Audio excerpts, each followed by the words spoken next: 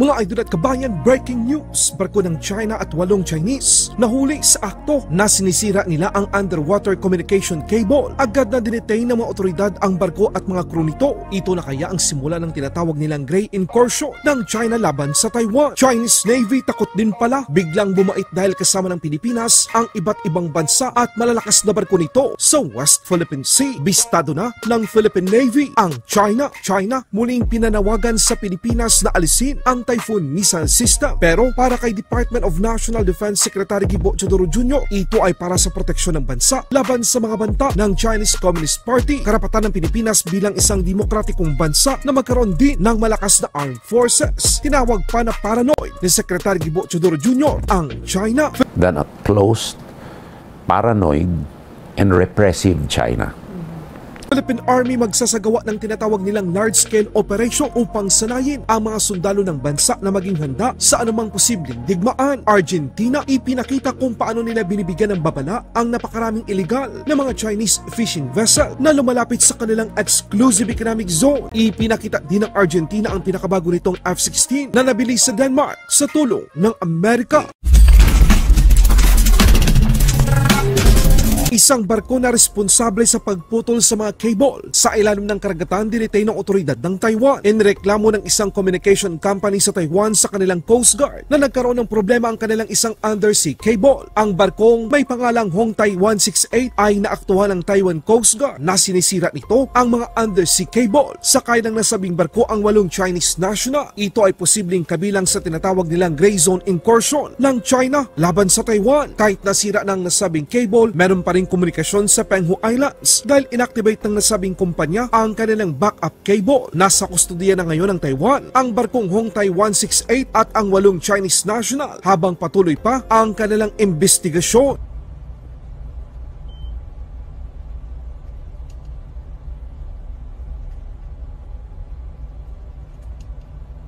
Chinese Navy takot din pala, biglang bumait dahil kasama ng Pilipinas ang iba't ibang bansa at malalakas na barko sa West Philippine Sea. Kinumpirma ng Philippine Navy sa isinagawang Maritime Cooperative Activity ng Armed Forces of the Philippines at French Carrier Strike Group sa West Philippine Sea. Naobserbahan ng mga otoridad ng Pilipinas na dumistansya ang mga barko ng People's Liberation Army Navy at China Coast Guard. Ibig sabihin nito mga kabayan, ilag ang Chinese Communist Party kapag nakita nitong kasama ng Pilipinas ang malalakas na kaalyado nito, lalo't alam ng China na pagdating sa totoong digmaan, subok na rin ang puwersa ng France. Ayon sa tagapagsalita ng Philippine Navy, malaki ang naitutulong ng magkasunod-sunod na Maritime Cooperative Activity na isinagawa ng Pilipinas at ng mga kaalyado nito dahil nabawasan umano ang mga aktibidad ng People's Liberation Army Navy sa exclusive economic zone ng Pilipinas. The presence of foreign navies in our maritime domain only speaks of the strengthening of relationship between the country and that particular navy.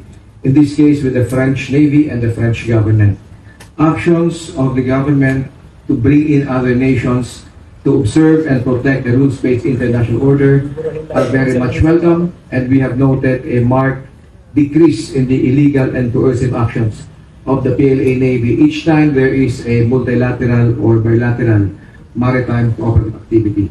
Sa ibang balita naman, China muli na namang nanawagan sa Pilipinas na tanggalin ang US Typhoon Intermediate Range Missile sa bansa. Ayon sa Chinese state media na The People's Daily, ilang beses na raw binigo ng Pilipinas ang mga pangako nito na ibabalik na sa Amerika ang nasabing missile system. Dagdag pa ng mouthpiece ng China na ang kailangan daw ay kapayapaan, hindi intermediate range missile. Ganyan ang China, magaling lang sa salita pero iba ang kanilang ginagawa. Pero para kay Defense Secretary Teodoro Jr., ito ay purely deterrence lamang. Ang Typhoon misa na meron ngayon sa bansa. Kung galit lang ang pag-uusapan, galit na tayo dahil sa hindi pagrespeto ng China sa mga Pilipino.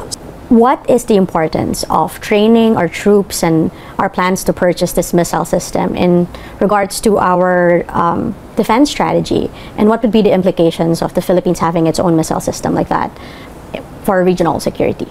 Well, it will stabilize regional security, but more importantly, it will deter any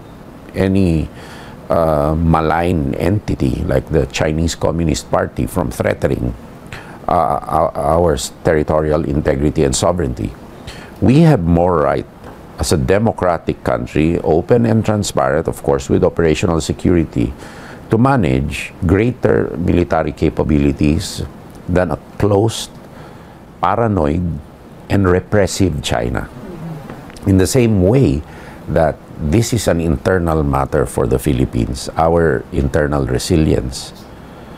We are a government that upholds international law, while they are a government that represses its own people, to include annexing other areas and claiming that it's part of China and the enforced signification of these people. I mean, they're talking about our internal matters, so it gives me free I mean, what's sauce for the goose is sauce for the gander. I think the world would rather see an open and accountable government that complies with international law to have the means to defend itself against a closed, subversive, and insidious party that controls whole billions of people. Your response to China saying all the time that the Philippines is just allowing itself to be a pawn of the U.S. Or then they're allowing they're allowing themselves to be a pawn of a select cabal of people that are not accountable at all to their electorates. Very strong words from you, Mr. Secretary. Winding down to my last few questions. It's the truth. I don't need to express the truth in stronger terms. You know, it is what it is. Well, a spade is spade. Yeah. And you're not afraid that, you know, your words would further anger China and push it further to increase its aggression against the Philippines? Well, they have angered the Filipinos by insulting the Filipinos of being a pawn. All right. And so, what's sauce for the goose is sauce for the gander. Sa ibang balita naman, Argentina ay pinakita kung paano nila binigyang babala ang napakaraming Chinese fishing vessel na malapit na sa kanilang exclusive economic zone. Gumamit ito ng maritime patrol aircraft upang bigyan ng warning ang mga illegal na barkong pangingisda ng China na huwag pumasok sa kanilang exclusive economic zone. Kilala ang Argentina sa pagiging istrikto sa pagprotekta ng kanilang mga karagatan. Argentina ay pinakita ang isa sa 24 na mga F-16 fighter jets na nabili nila sa Denmark sa tulong ng Amerika. Ito ay mga segunda manong F-16, ngunit makikita nyo na matapos itong ayusin, parang brand new na rin ang dating. Ito ngayon ang magsisilbing bagong pangmalakasang multi-role fighter ng Argentine Air Force. Philippine Army magsasagawa ng large-scale operation para sa pagdepensa ng ating teritoryo. Ilulunsad ngayong Katex-Katihan, ipapakita ng Philippine Army ang pagdepensa sa ating bansa. Libo-libong sundalo ang i-deploy ng Pilipinas para sanayin sa pagdepensa ng ating mga teritoryo. Itong exercise po nito, hindi lang po sa Luzon mangyayari, pati rin po sa Visayas at saka Mindanao. So we are consolidating our forces, simulating crisis scenario. Laban Pinas.